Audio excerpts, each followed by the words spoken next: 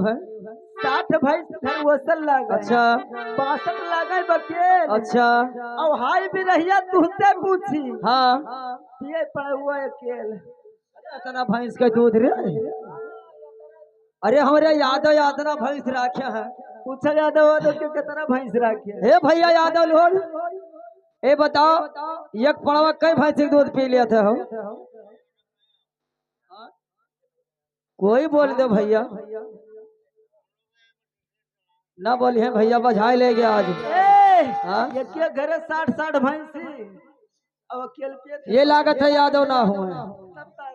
नहीं बताए ना देते कि हाँ भैया पिया थे रे हाँ। हाँ भाई बताओ एक बारी हाँ तब का सुनो अरे 60 भैंस धनम हमारे रनिया बासठ ला गई बटे आए कहाँ बासठ ला गई बटे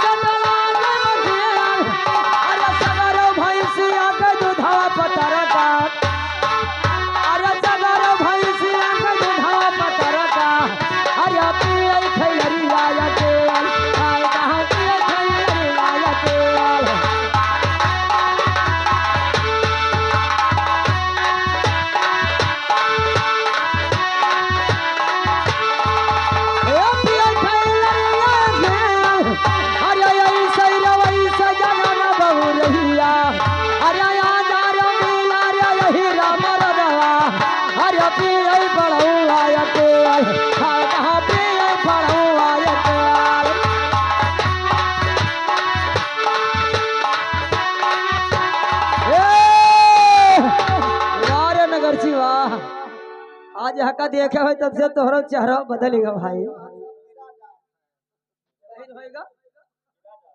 लेकिन सुनो अरे क्या करे रे डाले बाला का कोई लरिया अरे क्या करे रे डाले बाला कोई लरिया अरे क्या करे रे डाले बाला का सुगंधारी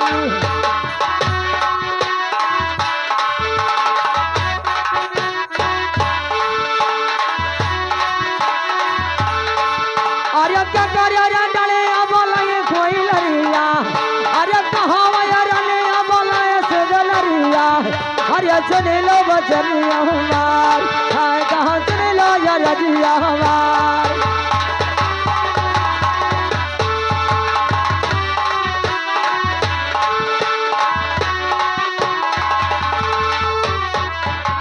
सुन लो बचनिया हमार अरे कचर कचर ताको पलकिया न भालो अरे कचर कचर ताको पलकिया न भालो वायु में यही हमार हाय कहाँ नर वायु में यही हमार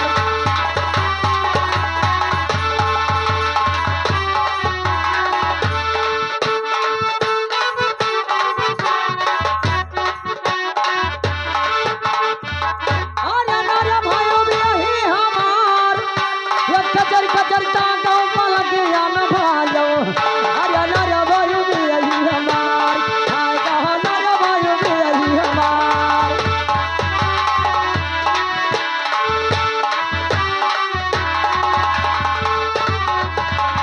नर वायु में यही हमार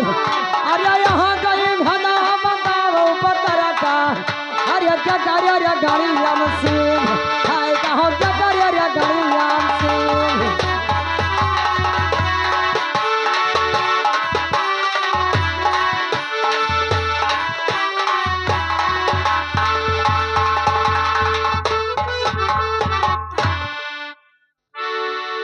यहाँ रहो यहाँ रहो तो ढोली हम खूब कलिया भाई गुमान करे रहे का कहे हो क्या करे डड़िया बोले सुगनारी कहाँ रनिया बोले कोयलरिया कहाँ बोले सुगनारी और कचर कचर ताको पलकिया ना भाजो ना भाई यही हमार अच्छा यहाँ क्या रजिया बताओ बउरे हवा क्या करे गणिया से आई दादा अरे ओ बेटा हुआ आई दादा लड़का कहाँ चला गया सुनो है तो अरे जमावा के डाड़ी अरे बोले कोई लड़िया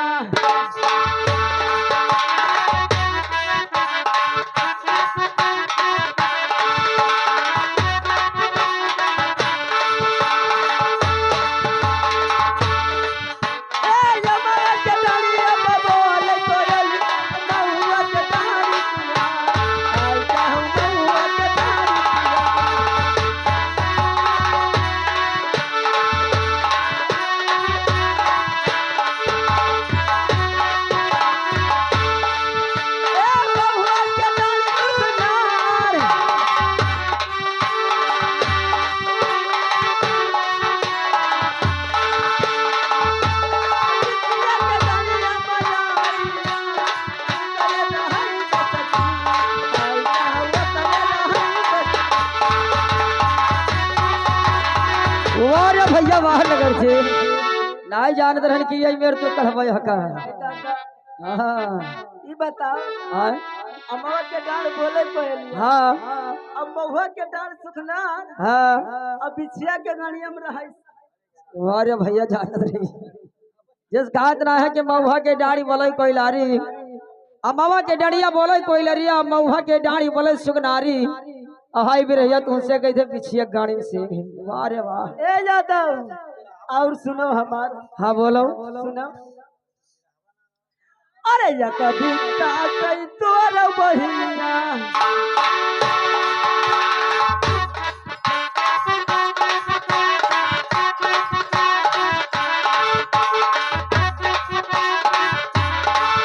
भरे कई तोर बहिया बात चले से व्यवहार आई कह बात चले से व्यवहार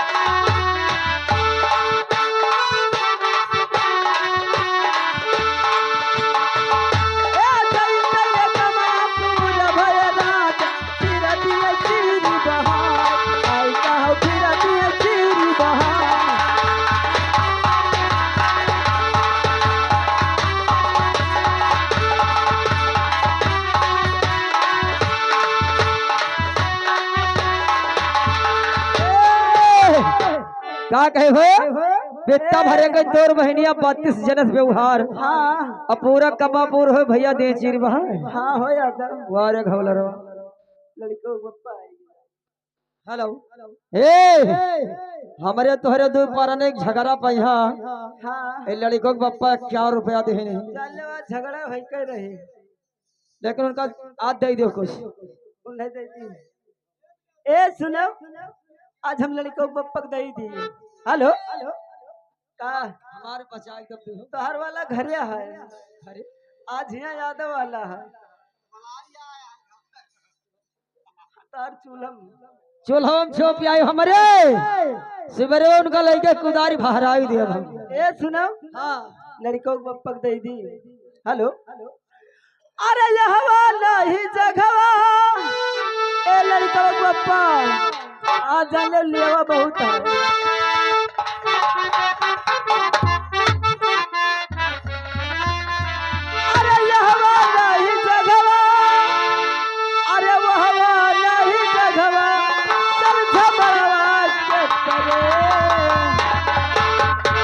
अरे भूया लटनी हम सिखल चल झमरवा के करे भूया लटनी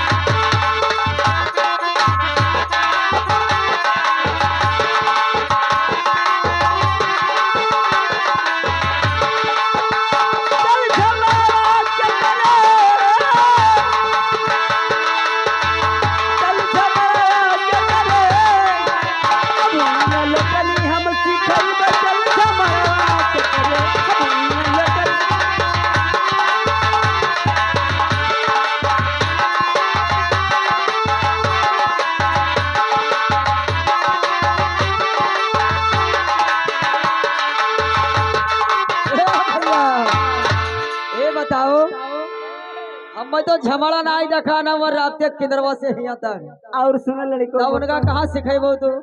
आय? थोड़े गन्ना दिखा थे बगलिया। लड़को पप्पा हाँ अरे छोटा मोटा मुसरी फायदा तो ले का बताई लड़को पप्पा जाने बहुत तू है का भा कुछ कर डाले। हाँ हो अरे छोटा मोटा मुसरी अरे लहंगा तेरे मुसरी काटे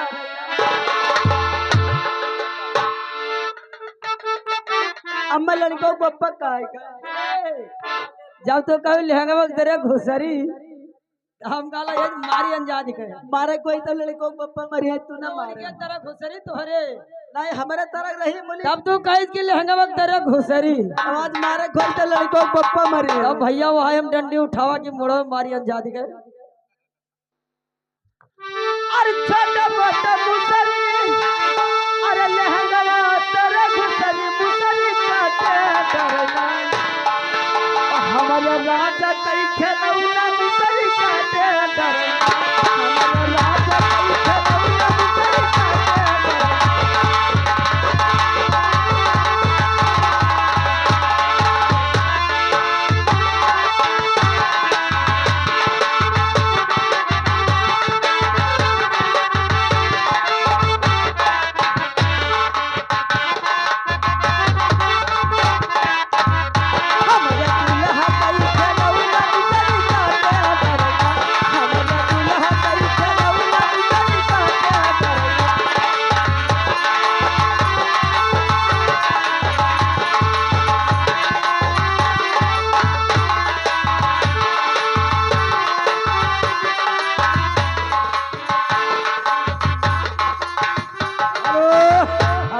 यह देखो क्या आएगा यादव जी। ये भैया दोस्त मोहम्मद चक्की वाले